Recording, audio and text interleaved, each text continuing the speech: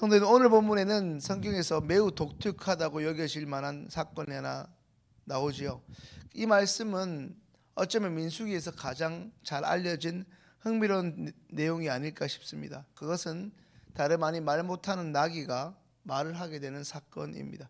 그것은 이 나귀의 천재성에 있는 것이 아니라 나귀의 입을 열어 자신의 탐욕을 채우기에 급급한 이른바 불의한 선지자라 할 수 있는 이 발람을 깨닫게 하시는 철저한 하나님의 의도입니다.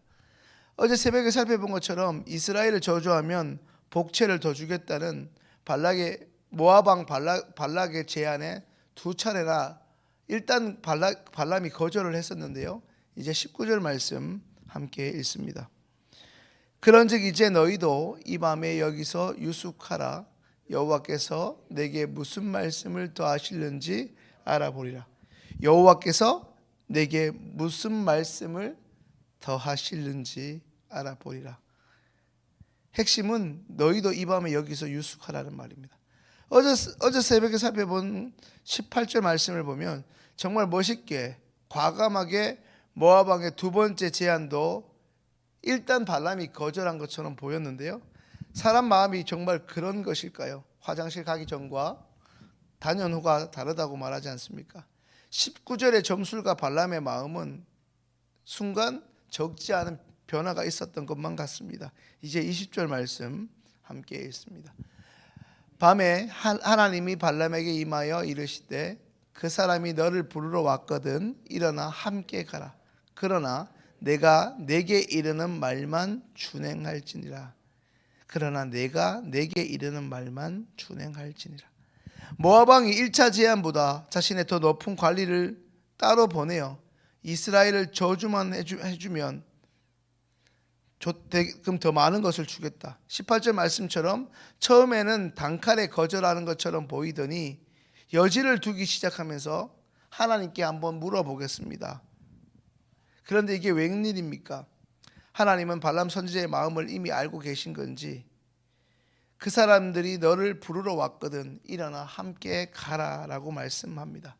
단 너는 내가 너에게 명하는 말만 고해야 한다라는 단서를 달긴 하셨지만 이미 탐욕의 눈이 먼 발람에게는 하나님의 말씀이 들리지도 보이지도 않습니다.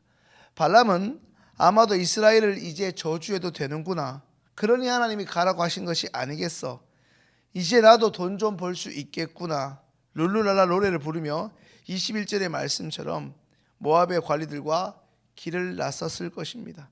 하지만 이미 모든 결론을 알고 있는 후대 사람인 우리들은 이건 하나님의 큰 그림임에 틀림없음을 확인하게 됩니다. 22절 말씀 함께 읽습니다. 그가 감으로 말미암아 하나님이 진노하심으로 여호와의 사자가 그를 막으려고 길에 서니라. 발람은 자기 나귀를 탔고 그의 두 종은 그와 함께 있더니 그가 감으로 말미암아 하나님이 진노하심으로 여호와의 사자가 그를 막으려고. 성도님들, 왜 하나님은 분명 발람에게 가라고 말씀하셨음에도 이내 마치 돌변해서 진노를 하시는 것입니까? 점술가 발람이 그가 모압 왕 발락의 의도대로 말하라고 그 길을 허락하신 것이 아니라 철저히 하나님이 말씀하시는 그대로 일종의 배달 사고 없이 그들에게 제대로 전달하라는 의도에서 허락하신 일종의 조건부 승인이었습니다. 그런데 발람의 마음에는 그런 하나님의 뜻이 머물지 못했습니다. 사람의 마음의 숨은 동기까지 남김없이 모조리 알고 계시는 하나님이 이제 발람 대신에 직접 일하시기 시작합니다. 여호와의 사자가 발람과 모압 관리들의 길을 막아선 것입니다. 며칠 전까지 하나님의 음성을 분명히 직접 듣기까지 했던 이 발람이 복채라는 것에 눈이 멀기 시작하자, 다시 말해 돈이라는 탐욕의 눈이 멀자 그의 눈에는 하나님의 사자가 보이지 않았던 것입니다. 여호와의 사자가 칼을 빼어 손에 들고 있는 것을 보게 된 발람이 아닌 그의 일평생 함께했던 나귀가 몸을 담에 대고 발람의 발에 짓눌리기 시작합니다. 그러자 나귀의 이러한 돌발 행동에 당황하기 시작한 주인 발람이 나귀를 돌이켜 자신이 원하는 방향으로 가고자 하기 위해 몇 차례 나귀에게 채찍질을 하기 시작합니다. 이 광경을 직접 보고 있던 여호와의 사자는 이제 그들이 더 이상 피할 곳이 없도록 더 좁은 곳으로 계속해서 그들을 몰아갑니다. 이전보다 더 가까이에서 무서운 여호와의 사자의 모습을 발견한 나귀는 발람 밑에 엎드리고 맙니다. 이런 나귀의 모습에 화가 난 발람은 또 한 차례, 총 3차례 이제는 자신의 또한 채찍이 아닌 지팡이로 자신의 나귀를 때립니다. 여기까지가 본문 27절의 내용을 제가 잠시 요약한 것입니다.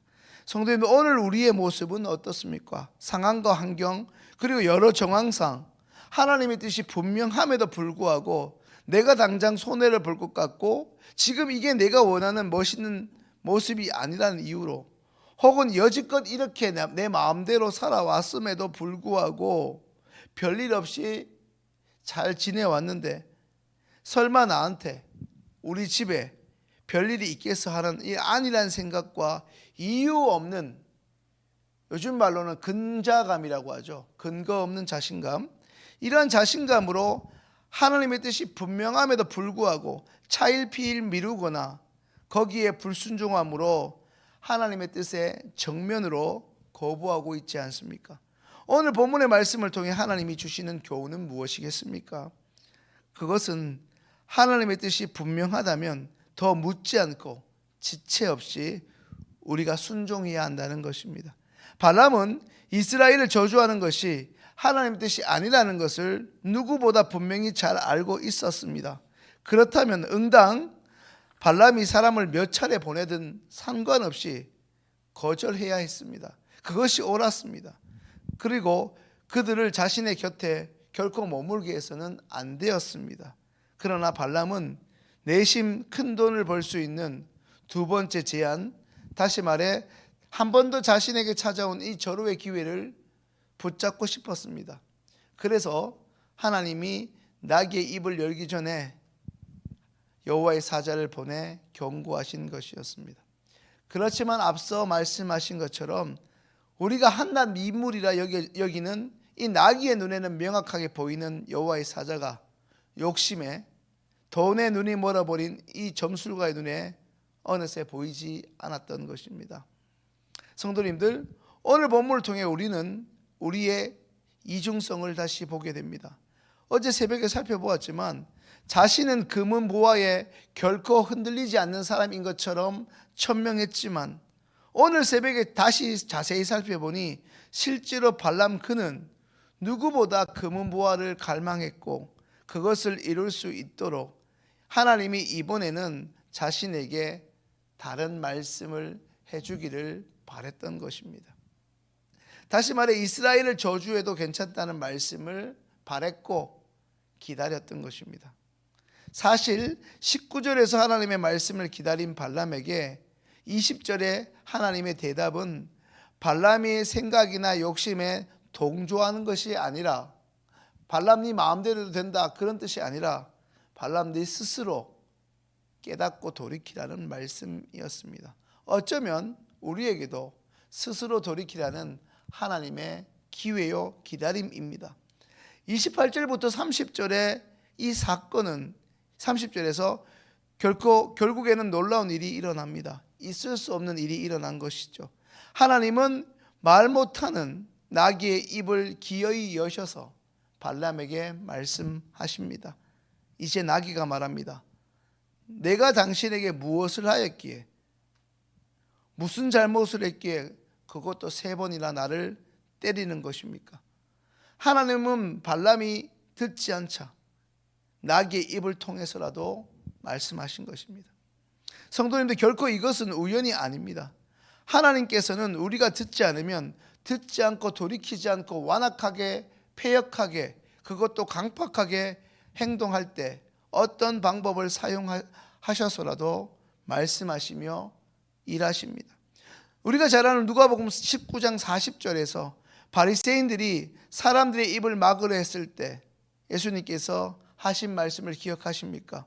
이 사람들이 잠잠하면 돌들이 소리 지를 것이다 라고 하셨던 것과 같은 원리입니다.